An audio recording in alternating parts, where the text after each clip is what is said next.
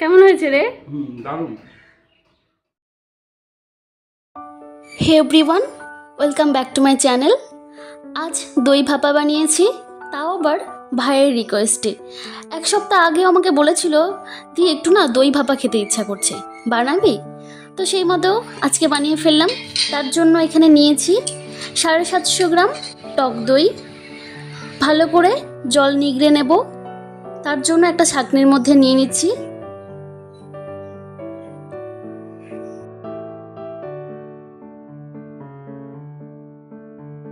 ভালো করে ন্যাকড়ার মুখ বন্ধ করে একটা চাপা দিয়ে রেখে দেব।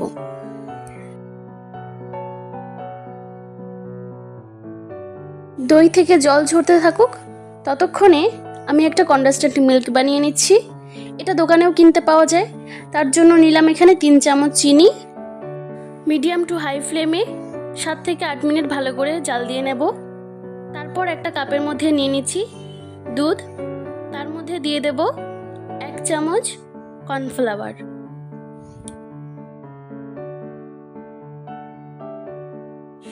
একটা চামচ দিয়ে ভালো করে গুলিয়ে নেব। গ্যাসের ফ্লেম লো করে দিয়ে অল্প অল্প করে দুধের মধ্যে দিয়ে মিশিয়ে নেব।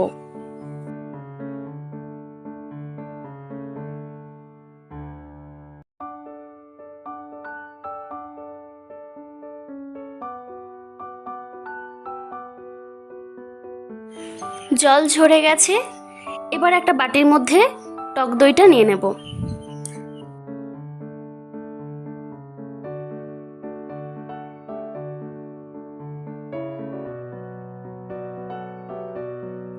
দুটো ছোট এলাচের গুঁড়ো করে নেব।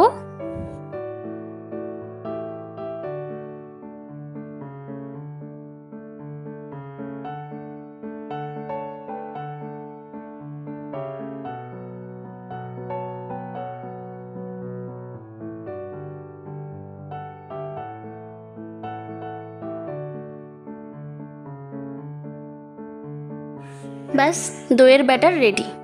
এবার একটা বাটির মধ্যে ভালো করে বাটার ব্রাশ করে দিচ্ছি। বাটার পেপার এখানে দিয়ে দিচ্ছি।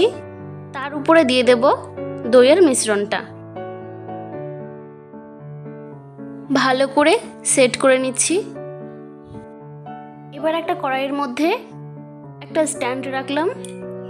2 মিনিটের জন্য ভালো করে একটু গরম করে নেব জলটাকে। এর উপরে বাটিটা বসিয়ে দেব, দিয়ে ঢাকনা ঢেকে দেব। 30 থেকে 35 মিনিট মিডিয়াম টু লো ফ্লেমে ভালো করে ভাপাতে হবে। দেখুন কি সুন্দর ফুলে উঠেছে। ঢাকনাটা খুলে একবার চেক করে নেব একটা টুথপিকের সাহায্যে। দেখুন যখন টুথপিকটা উঠালাম গায়ে কিন্তু হালকা একটু লেগে আছে।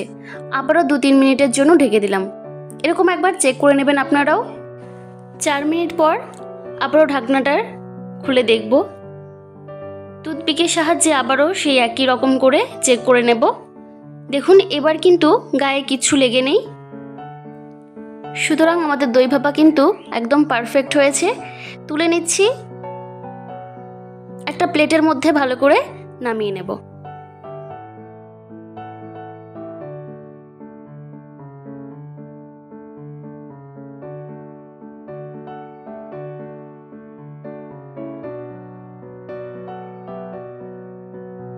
গার্নিশের জন্য উপর দিয়ে একটু পেস্তা ছড়িয়ে দিচ্ছি, এতে করে দেখতে বেশ ভালো লাগে।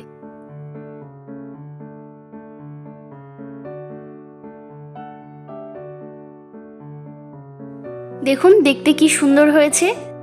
এলাচ দেওয়াতে এর সেন্টটাও কিন্তু ভীষণ ভালো লাগে।